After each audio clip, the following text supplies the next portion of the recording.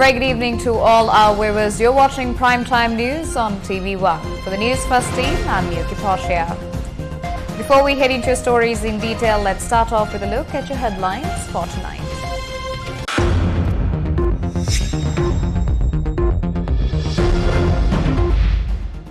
Arrested over Kenya ferry tragedy. Locals reject bus given by authorities.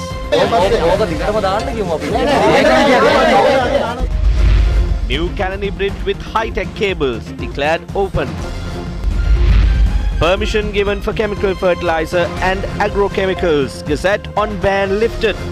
What is happening to fertilizer concessions? Who will compensate for the lost harvest? Opposition leader raises questions. Foreign intelligence warnings on April 21st attacks is received on the 4th of April. Former SIS Director Lanka says.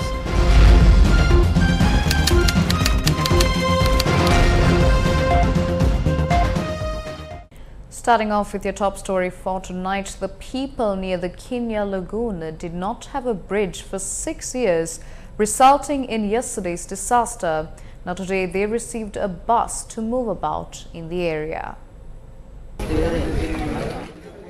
Locals near the Kenya Lagoon say they won't accept the bus. This is because it can be a temporary solution.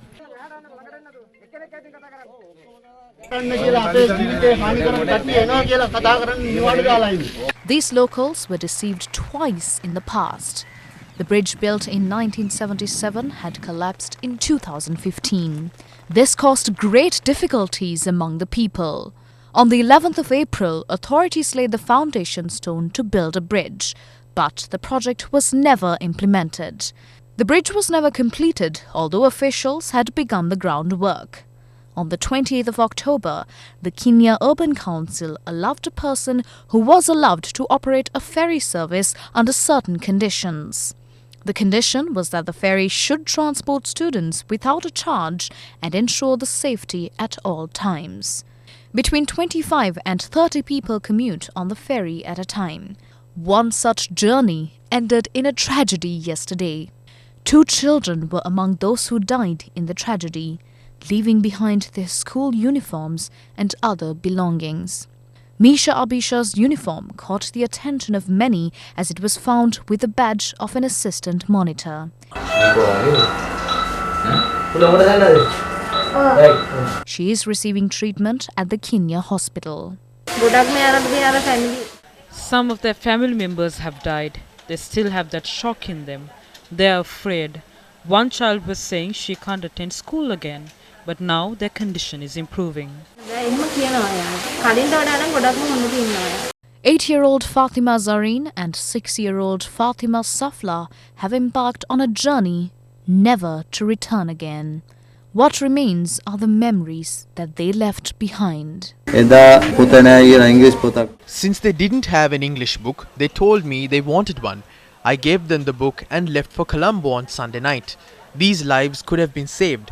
There is no proper hospital in Kenya. They don't have oxygen facilities.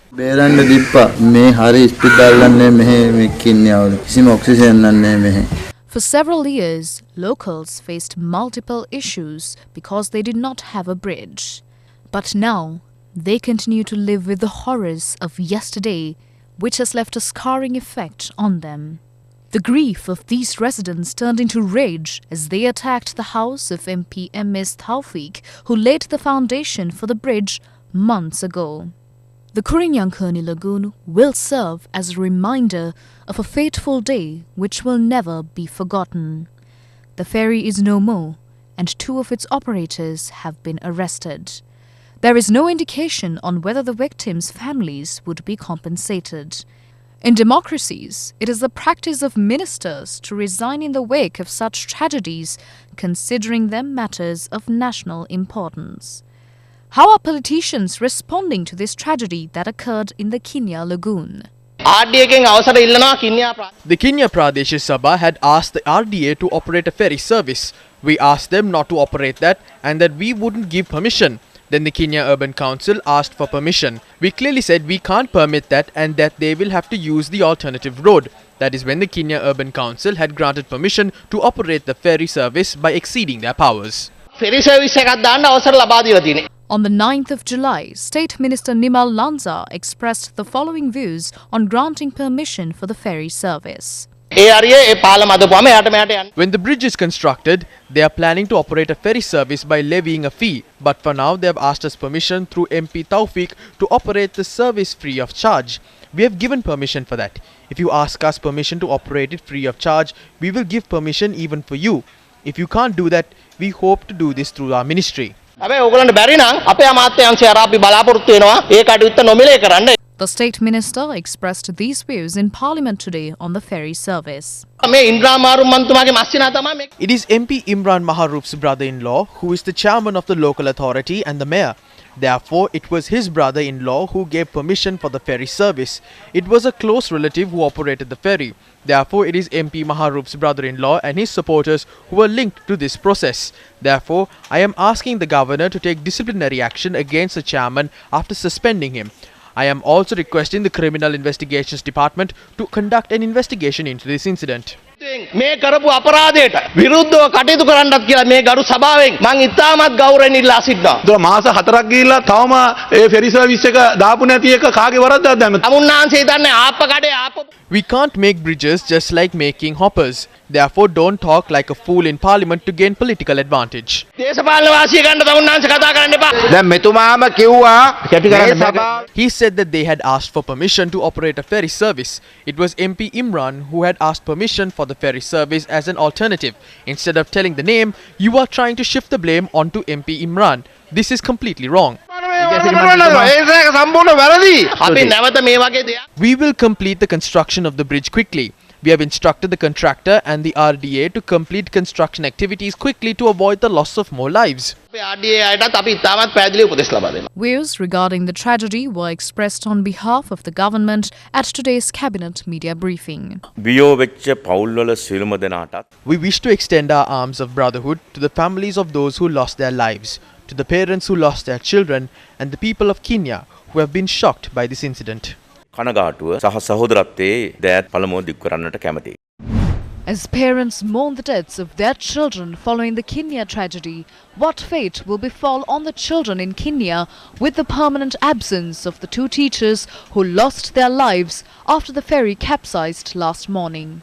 According to area residents, this is the oldest English teaching nursery in the Trincomalee district, established in the year 1996. Now, you must be wondering why the school is so silent today. Usually it's a very hustling, bustling experience that we experience at a nursery, but the reason for it is a tragic one, because the teacher in charge of this particular nursery was one of the victims in the Kenya tragedy that occurred last morning. The teacher who came here as a Tamil teacher who knew nothing about English, she learned many things in English and she did very well to do the children, teach English to them. It is a sad and pathetic situation in Kenya today, and especially to my school.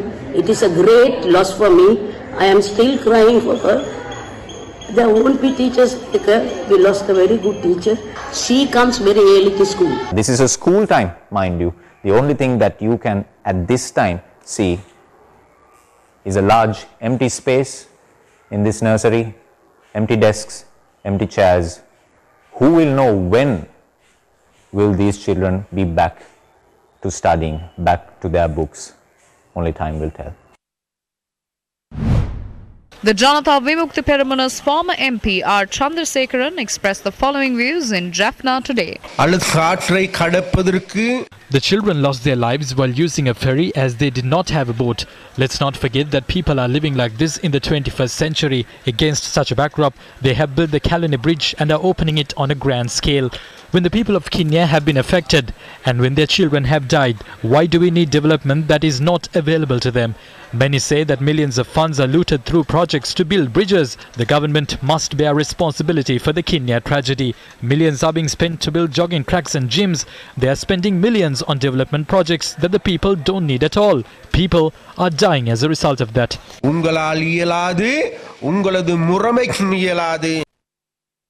On to another headline-making story. The new Kalani Bridge, built using high-tech cables for the first time in Sri Lanka, was declared open today. President Gotabaya Rajapaksa and Prime Minister Mahinda Rajapaksa presided over the event. The new Kalani Bridge was declared open to the public at 6 this evening. The President, Prime Minister and Japanese Ambassador to Sri Lanka, Mizukoshi Hideaki, were among those present. The bridge was lit up after it was declared open to the people. The construction of the new Kalani Bridge began in 2014. It contains 6 traffic lanes with a 380-meter portion running over the Kalani River. More than 40 million rupees was spent to construct the bridge using a loan from Japan International Cooperation Agency or JICA.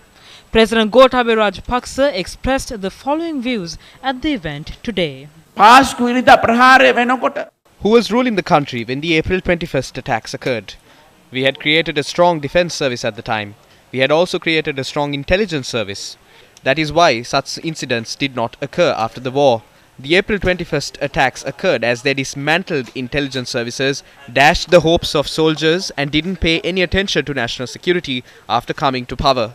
They appointed a presidential commission. They have clearly identified the wrongdoers. It says that the president at the time, the prime minister and the cabinet must bear responsibility for this. We have submitted these reports to Parliament, to the Attorney General and the Criminal Investigations Department.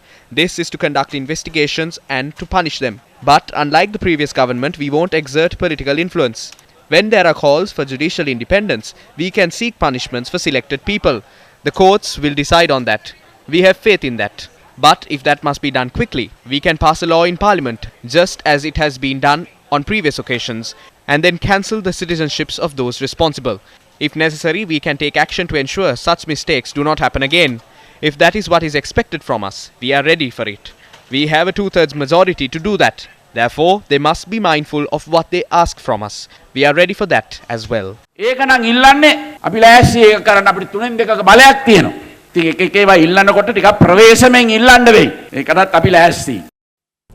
Agriculture Minister Mahindananda Alutkamage says the private sector will be allowed to import chemical fertilizers, weedicides and pesticides from today. He added that the gazette on the ban has been revoked.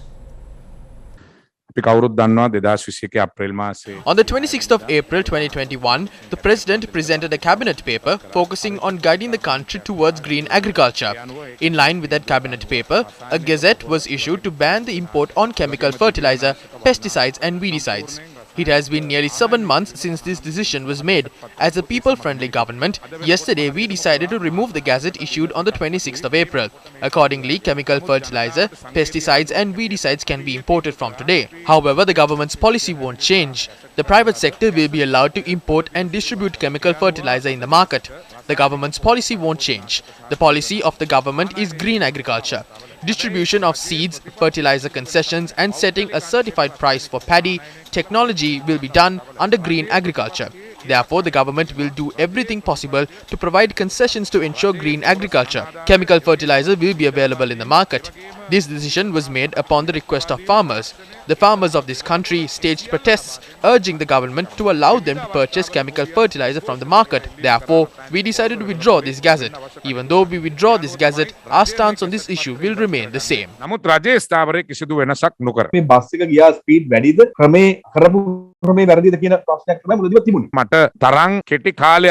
No one has attacked me like this in a short period before.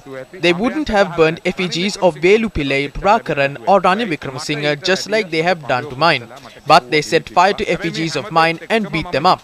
But I stood by this decision because the policy decision was good. We couldn't implement this properly. Some entities in the government didn't support this either. I have to make that accusation on the government. There were different views on this within the government. We couldn't reach a consensus within the government. As farmers have taken to the streets demanding chemical fertilizer, we have taken steps to make it available in the market, as we are a government that is sensitive to the worries of farmers. But the government hasn't changed its policy. We have provided kits to test the soil quality. Therefore, we will have to see whether farmers who will use chemical fertilizer have to compensate for using organic fertilizer. We will make a decision on this today. Opposition leader Sajith Premadasa has told farmers of Valsapagala in Hambantota that the government is cutting off fertilizer subsidies promised to them.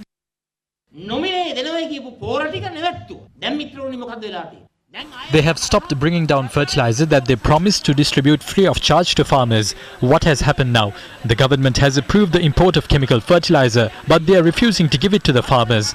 At the same time, the government has budgeted 4 billion rupees to import fertilizer. The government has reserved funds to remove weeds with a maximum of 2 hectares by providing farmers with 5,000 rupees for every hectare. The government has allocated 35 billion rupees to provide organic liquid fertilizer instead of chemical fertilizer. The 2022 budget says the government will only provide subsidies for organic cultivations. The government promised to compensate farmers who saw a drop in their harvests, but they have not allocated a single rupee in the budget for this cause. It's just lies, lies and some more lies. There's a great deal of uncertainty. The government has lost its mind. They change their mind every 5 minutes.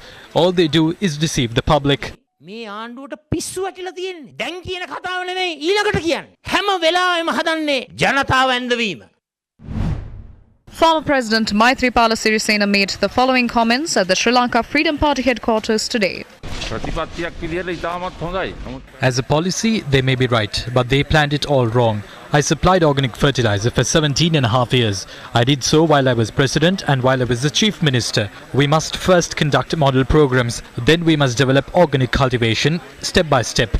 It is not something that you can do overnight. The country is in a mess because the government tried to convert the entire agricultural industry overnight. The agriculture minister must be held responsible for this.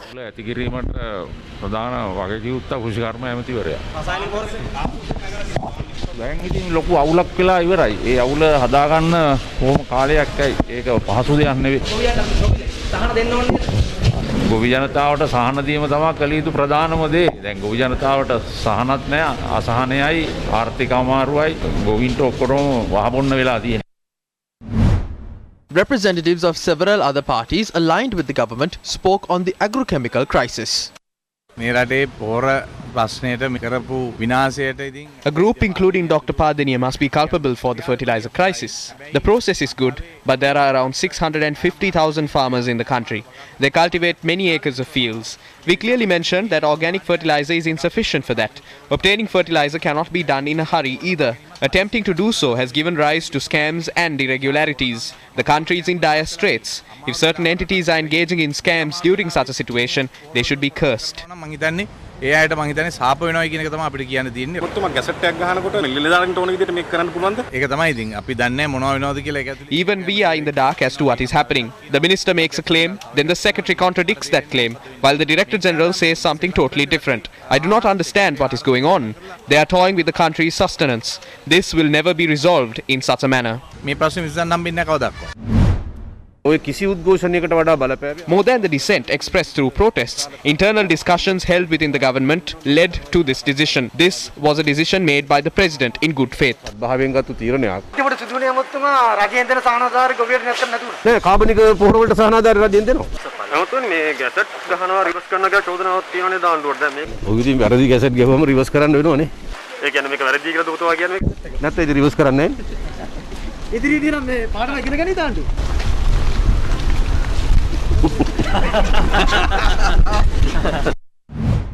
These were the views expressed at a media briefing of the Samagi Jana Balawegaya today.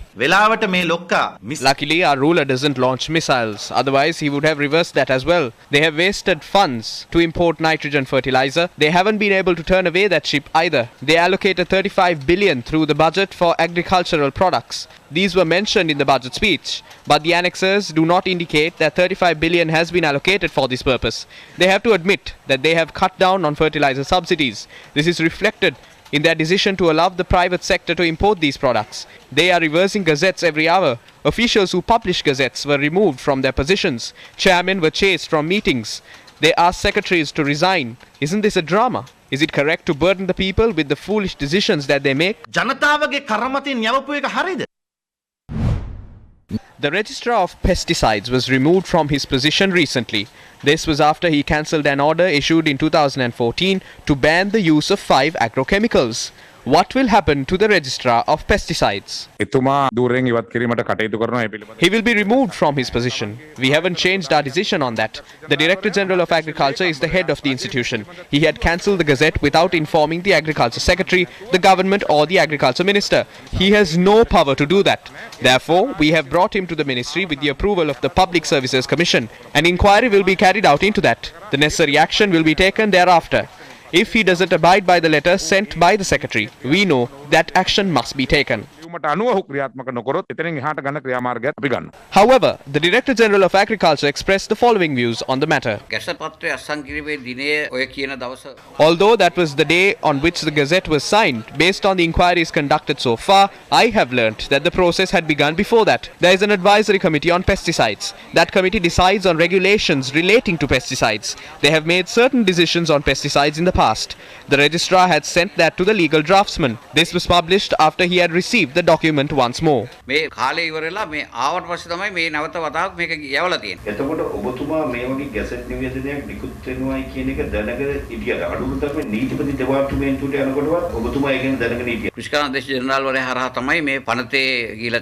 was sent some time back. It had been sent through the Director General of Agriculture by following due process. I feel that a wrong impression has been created on the Gazette. I don't believe that the government or the Department of Agriculture had made such a decision.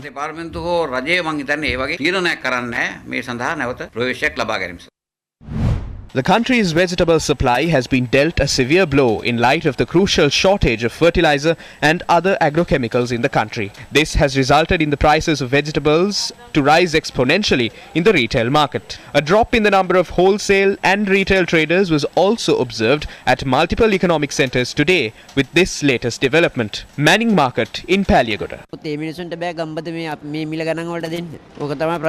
පාලනයක් නැති වයෝවෘද්ධ වෙච්ච රටක් මේක. වෙනවනේ market එක කවුරුත්ම නැහැ. නිකන් ඔය යන්නේ බඩු මිල බඩු ඉතුරු වෙමින්. Dambulla dedicated economic centre. වෙළඳාමක්. There is no trading taking place. Although stocks of vegetables arrived early morning, we have not seen many buyers present in Dambulla. Even if they purchase vegetables from here and are unable to sell them, they will lose out. එම්සු පාඩු ගන්න වෙනවා. The Sri Lanka Podujana Peramana expressed the following views on this matter. They're trying to create the impression that this happened because of the transition to organic farming. The Agriculture Ministry has said that fertilizer was distributed continuously until the 1st of October. Usually, large stocks of vegetables are not produced in Nuwara in November or December. During this period, vegetables are usually brought from the Puttalam district or the upcountry. But something unexpected happened in the Puttalam district. All cultivations were destroyed due to heavy rains. Therefore, if anyone is trying to say that this was a result of the government's decision, they are trying to take political advantage of that. A person with a knowledge on this matter will not accuse the government. මිසක් අවබෝධයක් තියෙන කෙනෙක් මේ චෝදනාව රජයට කරන්නේ නැහැ. If that claim is made to the farmers in the upcountry, they would receive a fitting response. There is no stipulated period to reap harvests in the upcountry. If carrots are being harvested in one patch, the patch next to it will only have seeds. There is no season to harvest vegetables. They make such claims sitting at an SLPP media briefing, which is the ruling party. If so, that is how limited their knowledge is on vegetables and farmers. A shortage of vegetables has arisen because fertilizer was not distributed to farmers. Farmers stepped away from cultivating crops. Crops that were planted already did not yield a favourable harvest. If one vegetable patch produced 1,000 kilos before, it will only provide 200 kilos now. People from several areas have been affected by a shortage of gas in the market. What does Litro Gas Lanka Limited have to say about this? The vessels we were expecting have arrived. We will release 800,000 domestic gas cylinders to the market this week. The demand increases usually. At the same time, our competitor distributed between 400,000 to 450,000 cylinders across Sri Lanka in a month. This created an increase in demand for our product. The ships carrying these products are reaching the country once every 2 days. Laughs Gas says the shortage of dollars has affected business activities. They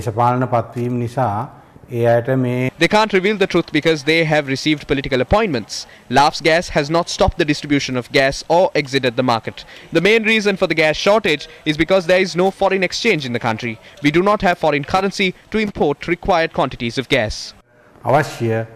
විදේශ විනිමය නොමැති වීම. From tears of sorrow to tears of joy, building bridges of hope for our very own Sri Lankans. Kalugala, Dambulla, Watamada, Hambegamuwa, Neluwa, Gaul, Pokpitiya, Hunnaskiriya, Pilla Kumbura, Balangota, Vagolla, Udavavagama. Building bridges for the people to realize their aspirations.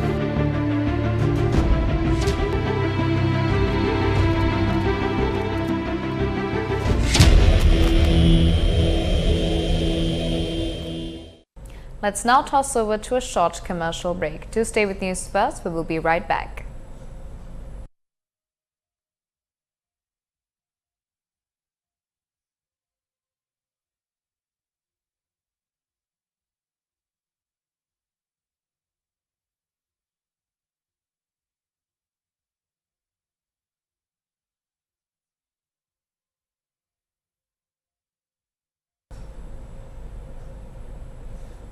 Welcome back to the news. The United Nations Population Fund, in collaboration with the Colombo Municipal Council and the High Commission of Canada, launched the 16 Days of Global Activism Against Gender-Based Violence yesterday. Now, the initiative focuses on intimate partner violence, and that 35.7% of women who experience abuse have contemplated suicide. Was attended by several delegates, including Hana Singer, the United Nations Resident Coordinator, Rosie Sena Naika, Mayor of Colombo, Sudarshini Fernandapille, State Minister of Primary Health Care, Epidemics and COVID Disease Control, and several others. We need to facilitate access to justice for survivors and victims and bring justice to those individuals who perpetrated gender-based violence. We can never achieve the SDGs when half of our population might be in danger to sexual and physical gender-based violence. In our work to end intimate partner violence and gender-based violence, we need to keep the survivors front and center of our responses. We need to recognize the immense strength and resilience and courage they have to stand up to their abusers and ensure the safety of themselves and oftentimes their children as well. The first national survey on the prevalence of violence against women has revealed that one in 4 women in Sri Lanka have experienced physical and or sexual violence since age 15 by a partner or non-partner in their lifetime. The survey further stated that 1 in 5, approximately 20.4% ever partnered women in Sri Lanka have experienced physical and or sexual violence at the hands of their partner or spouse in their lifetime. Yet almost half of the women who experienced sexual violence by a partner did not seek formal help anywhere. This is especially troubling as it indicates that we usually see in society that women do not like to disclose violence in fear of social pressure, stigma, and not wanting to disrupt the family relationship, and also they are economically dependent on their spouse because it's only 35% of women who are formally employed. They find ways to cope to protect their children and try to resolve the issue among themselves before reaching formal services of help. Most often this means that women endure repeated abuse and only seek help when they could no longer endure the violence, and sometimes they end up being murdered. When we stand against violence instead of normalizing it in our homes, more women will be encouraged to take a stand and seek help. It is on all of us to support survivors by ensuring they are supported in leaving abusive relationships and have a safe space to recover and rebuild their lives so they can break the cycle of violence. So I think the Easter Sunday trial. Moving on, the Colombo Permanent High Court trial at bar is hearing 2 cases relating to the 2019 April 21st attacks. One case involves 25 suspects, including Naufa Maulavi, who have been accused of aiding and abetting the attacks. Now, the case that was taken up yesterday will be taken up again on the 12th of January. Meanwhile, another case has been filed against former Defence Secretary Hemasiri Fernando and former IGP Pujit Jayasundara. They are facing charges including on failing to prevent the attacks. The examination of evidence in this case took place for the second day today. Former Director of the State Intelligence Service, Senior DIG Nilantha Jayawardena, provided evidence at the Colombo Permanent High Court trial at bar today. The case is being heard by Justices Nimal Balalle, Aditya Patabandige and Mohammad Irsuddin. The witness told court he had received intelligence information from a foreign intelligence source through WhatsApp at 10:30 am on the 4th of April 2019. It was a warning that terrorists may target the Indian High Commission in Colombo along with key places of worship in the country. The witness said he passed on the information to then National Intelligence Service Chief Sisira Mendis, expecting his advice. The former SIS director said he had also dispatched teams to the eastern part of the country to make inquiries. He added he had passed on the intelligence received from a foreign national and another person in writing as well. Senior DIG Nilantha Jayawardena said he had informed the Defence Secretary and the Inspector General of Police of these developments. While providing evidence, he said he received a report from the Chief of National Intelligence, Sisira Mendis. The report said Zahran Hashim had fled to India with the assistance of a powerful senior politician's brother and that he had also been in hiding in Colombo and another area. As the information was unclear, he said he inquired about it from the Chief of National Intelligence, Sisira Mendis, over the phone. Thereafter, he had responded to inform the Defence Secretary of the same concerns. The witness said the Defence Secretary had chaired a National Security Council meeting on the 9th of April. However, he noted that the intelligence information had not been discussed at the meeting. Senior DIG Jayawardena further said he informed the Chief of National Intelligence, Sisira Mendis, about this matter and told him not to hold on to the information as it would lead to a serious issue. The witness said that the Chief of National Intelligence had asked what action has been taken on the information. Justice Aditya Patabandige questioned the witness as to why he did not make an attempt to raise the matter for discussion given its serious nature. The witness said he was unable to request for the matter to be discussed as the information had not been established as credible intelligence. Senior DIG Nilantha Jayawardena said he had submitted a secret report to the then Inspector General of Police on the 31st of October 2017. He said this contained names of 94 people, including Zahran Hashim and the suicide bombers involved in the April 21st attacks. The witness said he requested for an investigation to be launched and for the progress to be reported to him. But he said neither him nor any intelligence officer was summoned to assist in the investigations or to gather information. Senior DIG Nilantha Jayawardena will provide evidence in court tomorrow as well. A discourse arose in Parliament even today over a written notification supposedly directed to the Minister in charge of the police at the time of the April 21st attacks, Ranjit Madhuba Bandara, by Senior DIG Nilantha Jayawardena, which includes details on Zahran Hashim and other extremists. We reconstructed the churches destroyed by the April 21st attacks, which you conspired to cause.